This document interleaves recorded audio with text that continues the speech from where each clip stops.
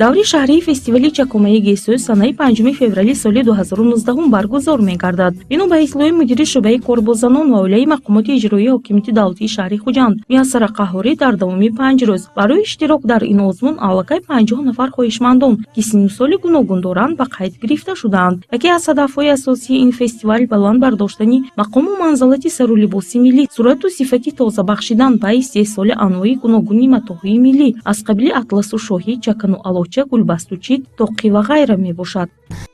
дар доираи баргузории фестивали чакомаи гесӯ гузарондани бахшҳои хоса аз қабили арӯзи хушқади чилкокули ман, санами чилкокула, таровати мӯй, латофати мӯй, олами шабранг, жингляк мӯйдори хосияти дукокула ва ҳам ҳунари сарояндагиву раққосӣ, таронану бадиҳахонӣ низ роҳандозӣ шудааст. ҳамчунин марбут ба ҳусну таровати мӯй, намоиши ҳунарҳои мардумӣ аз қабили шонатарошиву ҷамолакбофӣ, тарроҳиву рассомӣ ташкил карда мешавад ки он як бахши дигари фестивал мебошад. лозим ба ёдоварист ки фестивали чакомаи гесӯ бори охирон соли 2011 доир гардида буд. ҳадафи дубора эҳё шудани фестивали чакомаи гесӯро мияссара қаҳҳорӣ чунин иброз дошт. фестивали чакомаи гесӯ дар 3 давра шаҳриву ноҳиявӣ, вилоятӣ ва ҳам ҷумҳуриявӣ ҷараён гирифта, ғолибон ва ҳамаи иштирокчиён бо диплом ва тӯҳфаҳои хотиравӣ сарфароз гардонида мешаванд. санавбар ёрова ва ин духтарон иштирокчиёни даври ноҳиявии фестивалозмуни ҷумҳуриявии чакомаи гесӯ аз ноҳияи фархор мебошанд. гесӯни дароз ин заҳмати чандин солаи онҳо мебошад. зеби духтари тоҷик мӯи сар набошад куҷо мо зебоем. даври ноҳиявии фестивалозмуни чакомаи гесӯ дар ноҳияи фархор ана ҳамин тавр оғоз гардид. он нафароне ки ба ин чорабинӣ омаданд аз тамошои суруду рақс, ривояту таронаҳои мардумӣ бахшида ба ҳусну тароват, ҷозибаи гесӯ, сару либос ва ороишоти миллӣ дар баробари ғизои маънавӣ гирифтан, ҳамчунин оиди парвариш ва нигоҳубини мӯй, аҳамияти истифодаи маҳсулоти табиии ватанӣ дар парвариши мӯй барои худ маслиҳатҳои муфид гирифтанд. дар ин чорабинӣ духтарон бо ҳунари волои худ паҳлӯҳои нурафшани парваришу ороиши мӯй, навъҳои гуногуни мӯйбофию ҷомолакбандӣ, зулфандозиро ки дар фархор истифода менамоянд, пешкаши тамошобинон ва аъзоёни ҳакамон гардониданд. дар толор нишастагон ба ҳар як ҳаракати духтарон бо таваҷҷӯҳи баланд назар намуда, ҳунари онҳоро дар ин бахш бо кафкӯбиҳо истиқбол мегирифтанд. шартҳои фестивалозмун аз қабили рақс бо сару либоси миллӣ бо санъати баланд иҷро карда шуд. ҷавонон бадеҳа хонданд. дар фархор дар доираи расму оинҳои миллӣ яке аз маросимҳои тӯи арӯсӣ бо номи саршӯён ана ҳамин тавр мегузарад. ин бахшро бо замзамаи суруди гули гулгинак аз эҷодиёти халқ духтарон иҷро карданд. суруди мардумӣ шаҳри нав меравад, ин ҳам суруди халқӣ аст. ба гусели арӯс ба хонаи домод бахшида шудааст. дар даври ноҳиявӣ фестивалозмуни чакомаи гесӯ дар ноҳияи фархор духтарони рубобнавоз муаррифӣ гардиданд. фестивалозмуни чакомаи гесӯ дар ноҳияи фархор ҷамъбаст гардида, ин иштирокчиён ғолибони даври ноҳиявӣ гардиданд. миёни онҳо санавбар ба дугонаҳояш ҳам ба даври вилоятӣ роҳ ёфтанд. ин духтарон иштирокчиёни даври ноҳиявии фестивалозмуни чакомаи гесӯ дар ноҳияи восе мебошанд. бо либоси адрасу атлас, чакану алоча, гулбасту чит, тоқӣ, анъана ва ҳунарҳои мардумиро ки дастоварди таъриху фарҳанги пурғановати миллӣ аз гузаштагонамон мондааст, бо дарки баланди ватанпарастӣ нигоҳ медоранд. чакомаи гесӯ аз ороиши мӯй, рӯй, ҳаракати мафзун, муоширати духтарон, намоиши ҳунари волои машотаҳо дар доираи расму оинҳои миллӣ, тарғибу ташвиқи анъанаҳои миллӣ аз қабили саршӯёну мӯйбофон, зулфандозӣ, ҷамолакбозиву кокулбофӣ, эҳёи анъанаҳову маросимҳои миллӣ, намоиши ҳунарҳои мардумӣ иборат буданд. аз рӯи мушоҳидаи иштирокчиён духтарон зиёда аз 40 тарзи ороиши мӯйро нишон доданд. расму оини мардуми минтақаи кӯлоби инъикос гардида, бо сару либоси миллӣ ҳунари волои раққосиро манзури тамошобинон гардониданд. ин гуна расо дар тӯйҳои арӯсу домодӣ иҷро карда мешаванд. дар минтақаи кӯлоб яке аз дигар маросимҳои анъанавии тӯи арӯсӣ саршӯён аст.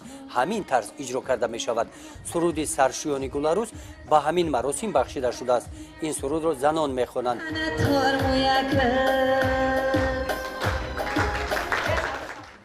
орбезон маросими дигар аст.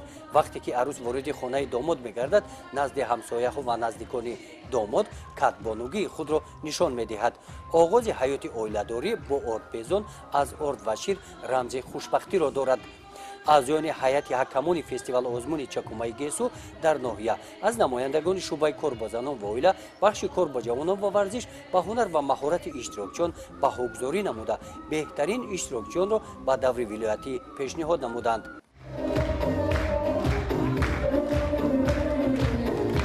фестивал озмуни чакумаи гесу дар ноҳияи восеъ аз рӯи сценарияи авлочи фарҳанги ҷумҳурии Тоҷикистон Рамазон Мирзоев омода карда шудааст.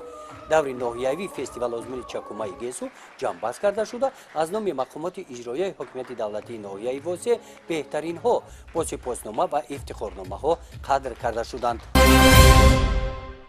дар ноҳияи ба номи Мир Саиди Али Ҳамадонӣ даври ноҳиявии фестивал озмуни чакумаи гесуро занону духтарон бесаброна интизор буданд. мутасаддиёни чорабинӣ, бахши кор бо занон ва оила, мақомоти иҷроияи ҳокимияти давлатии ноҳия барои баргузории ин чорабинӣ ҳамаҷониба омода шуданд. ва инак фурсат фаро расид. ин духтарон довталабони озмун аз ҷамоати шаҳрак ва ҷамоатҳои деҳот иштирокчиёни фестивал озмуни чакумаи гесу ба қайд гирифта шуданд. тибқи низомнома дар озмун нафарони ҳамаи синну сол даъват шуданд. фотима Ёрматова бо гесвони дарози худ ҳамчун иштирокчии фаъоли озмун худро номнавис кард. ин гесвони Фотима табиӣ мебошанд. ӯ мегӯяд ки ба парвариши гесвони худ ӯ ҳанӯз аз давраи мактабхонияш шурӯъ кардааст. зеби зан, занҳои тоҷик гесуи дароз аст. ҳар як зан бояд зебогӣ хча дар мӯи дарози худаш чӣ кунад, тасаввур кунад, бояд мӯи сари дароза нигоҳ кунанд, бишуванд. ман мӯи сар ма дӯст медорам, чунки шавҳарам мара барои мӯи дарозам хишкадагия. синфи шашимам хеле мӯи дароз доштам. вақте ки мо дар мактаб мехондем, бачаҳо мӯи дарози мара дар парта мебастанд. вақте ки маълим мара ба доска даъват мекард, бачаҳо мӯи мара мебастанд, мегуфтанд ки бё мӯта калта кунем. ман мезадам бачаҳоро ки не, мӯи мара калта накунем. ман 2 бор Москва рафтагиам. дар Москва занои рус мара чӣ карданд? биё хай мута бубурем, дара мерай, рағам мета. ман гуфтам не, ман зани тоҷикам. бояд ами мара аймӯи сарам фарқ кунад ки ман зани тоҷикам. дар намоиши ҳунарҳои мардумӣ кокулу дигар воситаҳое ки барои ороиши гесвон аз ҷониби ҳунармандони маҳаллӣ сохта шуданд таваҷҷӯҳи намояндагони раисияти корбозанон ва оилаи мақомоти иҷроии ҳокимияти вилояти Хатлонро ба худ ҷалб намуданд. тавсия дода шуд ки дар ороиши гесвон духтарон аз чунин ороишоти миллӣ истифода намоянд. дар суҳбат бо иштирокчиён зикр гардид ки дар парвариш ва нигоҳубини мӯй истифодаи маҳсулоти табиӣ манфиатовар аст. тибқи низомномаи фестивал озмун барномаи ҳунарии ноҳия бо намоиши мавзӯъ аз эҷодиёти халқ аз қабили гулдӯзӣ, бадеҳахонӣ, ороиши мӯй ва рӯй бо истифодаи анъанаҳои мардумӣ сурат гирифт. иштирокчиёни чорабинӣ назди тамошобинон ҳунар ва маҳорати худро дар ин бахшҳо намоиш доданд. дар дораи расму оинаҳои миллӣ саришёну арӯсбаророн ҷамолакбандию майдабофӣ, кокулу панҷакбофӣ намоиш дода шуданд. суруду рақс ва бадеҳахонӣ бо либосҳои миллӣ бо санъати баланд иҷро карда шуданд. дар қисмати ҷамъбастӣ бо пешниҳоди доварон байни 3 нафар иштирокчиёни беҳтарин Фотима ҳам ба саҳна хонда шуда ба даври вилоятии фестивал озмуни чакумаи гесу роҳ ёфт.